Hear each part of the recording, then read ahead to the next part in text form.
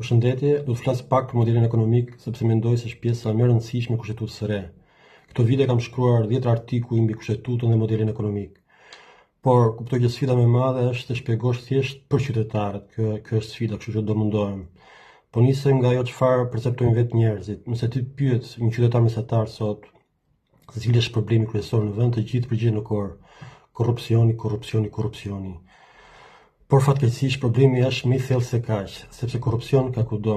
Edhe në vendet e zhvilluara, në perëndim ka korrupsion. Po ndryshimi, ku është ndryshimi?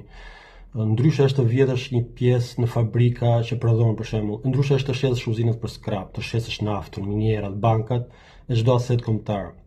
Ku godet prodhimi vendas që të fitojnë për shembull mamus të importit. Ky nuk është më korrupsion, por kapje shteti dhe falimentim i ekonomisë.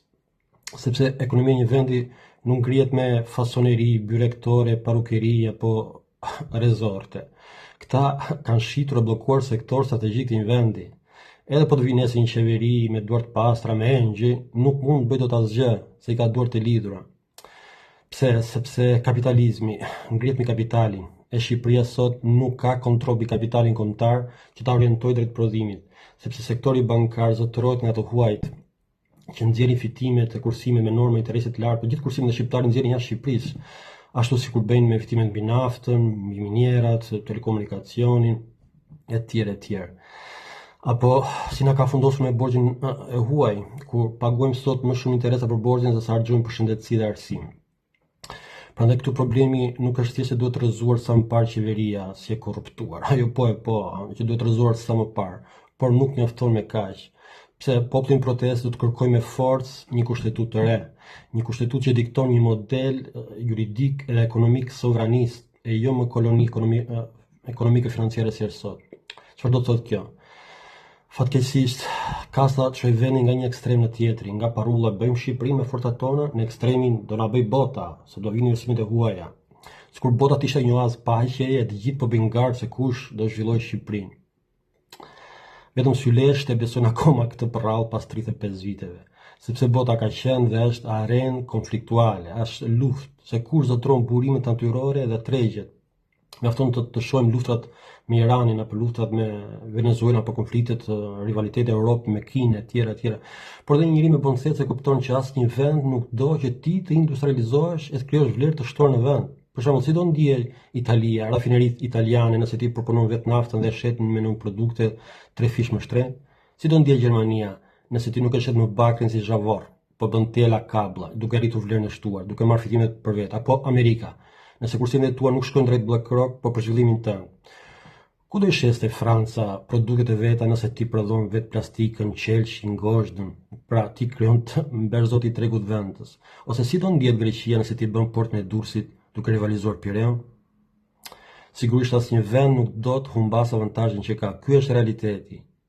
Pse do investimet e huaja nëse vijnë vetëm për të shfrytzuar lendën e parë apo krahun e lirë të punës, jo për të krijuar këtu vlerë të shtuar. As nuk transferojnë teknologji e know-how.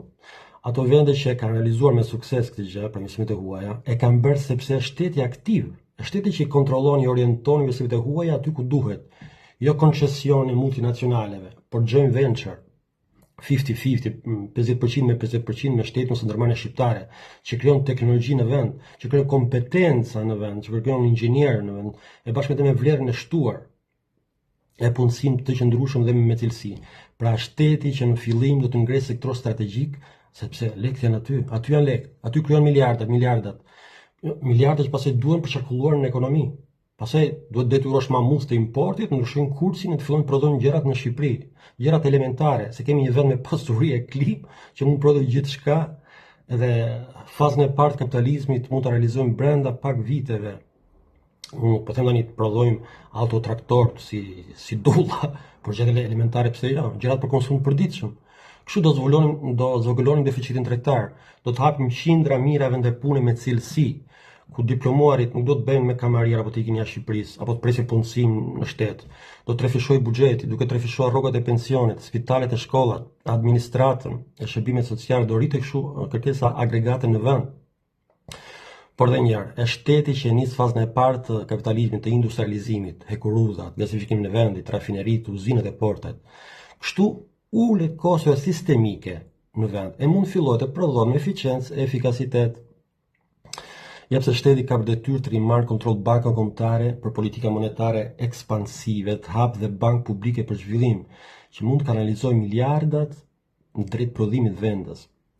Bankë publike, jo si ka Korea e Veriut, po si ka Italia, Kasa Depoziti, apo Gjermania, KFV-n, e tjerë, që rivalizojmë, jo të mbyllen bankat private, por rivalizojmë bankat private. Sepse miqtë e huaj, ndryshe na thonë, e ndryshe bëj vetë. Me terapinë shok dhe Washington Consensus, pa të që din, në thanë se investimet e huaja do vinë vetë. Mjaft që ju shqiptarët të lironi kapitalin, të lironi pasuritë kombëtare, të hiqni tarifat, shtetit mos ndërhyjë të jetë spektator, sepse ju nuk keni avantazh krahasues. Pra më mirë ju të shisni qepe domate, të eksportoni kranë e lirë të punës, të eksportoni kromin si zhavor, sepse për punimin e bëjnë më mirë vendet e tjera. Ja pse realisht brukselionët e amerikanët kanë mbështetur, e mbështesin ende oligarkin shqipfor se kudo, edhe pse pëllasin për demokraci. Sepse vërtet, nëse populli vjen pushtet, mund të kërkojë ndryshimin e kursit ekonomik e dalin Shqipërisë nga kursi kolonial. Prandaj natën mbështesin oligarkin e ditën japin leksione mbi demokracinë. Na imponuan terapinë shok e Washington Consensus e pastaj na bën leksione për zhvillim. E shqiptarët e hëngrën, jo vetëm popullin, e kam me popullin, e kam me shumicën intelektualëve pelazgjik, unë i quaj kështu, sepse kanë lexuar vetëm dogma liberale të Hayek e Friedman, Myrdal, Keynes, Rodrik, List, Chang, Leeds, Reinert, që ata që flasin për zhvillimin e një vendi, sepse përndryshe këta do kishin kuptuar se vjen fillim gjeopolitika dhe ekonomia nuk ka shkencë eksakte, por politikë sipas interesit të çdo vendi. Kjo racë intelektuale ka lexuar dy ekstremet, Marx dhe Hayek, majtas dhe djathtas, e si pasojë vazhdojnë me receta falimentare që po shpopullojnë vendin më keq se sa në kohë lufte.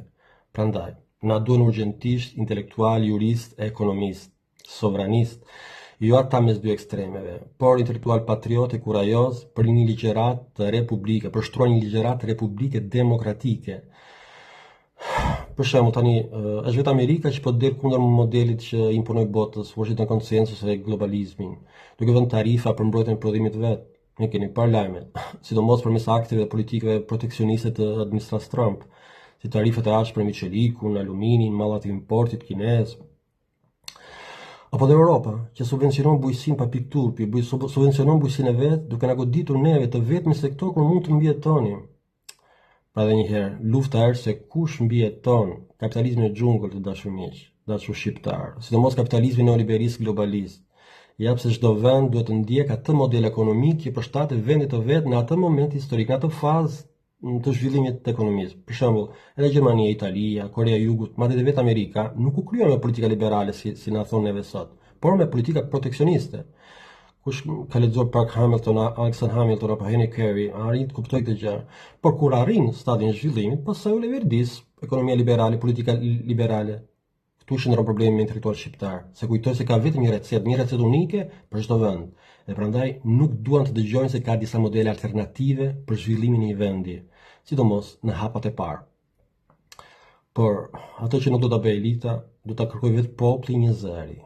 Kushtetut të re ngritëm i demokracinë pjesëmarrëse dhe ekonomi e zhvillimi, një shtet aktiv në ekonomi që merr përsipër fatat e vendit, që koordinon kapitali kombëtar, që fillon rindustrializimin e vendit e modernizimin e bujqësisë, jo turizmin, sa si vend nuk shkëmbë mbi turizmin. Por këtë gjë nuk e bën dot kjo kast, sepse vetëm që është mediokër, por është shantazhueshme, se çka ka bërë bota, i ka lejuar të visë me kushte pasurinë ta vinë në llogarit bankave të huaja. Ja pse miqtë e huaj mbështesin natën oligarkin e çiren ditën për demokracinë, për gjysmë hapi parë, keni bërë një hap të vogël para. Në fakt i druan popullit se nëse populli merr kontrollin e vendit, ai ndryshon kursin ekonomik duke dalë nga kursi i kolonizimit financiar ekonomik. Kjo është historia e botës. Ja pse populli shqiptar nuk duhet të presë shpëtim nga jashtë. Ky është një iluzion i popullit minoren, që po na kushton shtrenjtë. Ne duhet të rritemi, duhet të zgjohemi si popujt e tjerë. Populli duhet të dalë zot vendit vet. Ashtu si kemi bërë gjithmonë. Ja pse kjo kast duhet të rrëzuar me gjithë sistemi falimentar që ka krijuar. E në vend të tij do të ndërtimi një shteti me demokraci pjesëmarrëse, ku populli mbështet me referendum çdo hap që të ndërmarrë qeveria e re, të ri mbi kokë, për ngritjen e vendit dhe krijimin e një ekonomie për mirëqenien e përgjithshme. Vetëm kështu shqiptarët nuk do braktisin në vendin, madje do ndryshohet fluksi.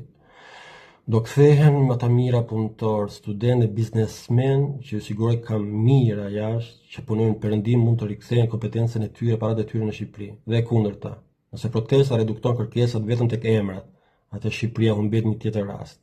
Me këtë sistem që është sot, edhe qeveria e re nuk do ndal dot mjerimin e shpopullimit. Duke na detyruar prapë, duke detyruar popullin prapë të dalë në protestë pas 4 vitesh. Patjetër do të jetë shumë vonë. Edhe kaq jemi shumë vonë me vendet e tjera që kanë ndërmarrë këto hapa sovranist. Prandaj, të gjithë forcat për një Shqipëri të re, me një kushtetutë të re, me një ekonomi prodhimi e jo më spekullimi. Faleminderit, e së shpejti.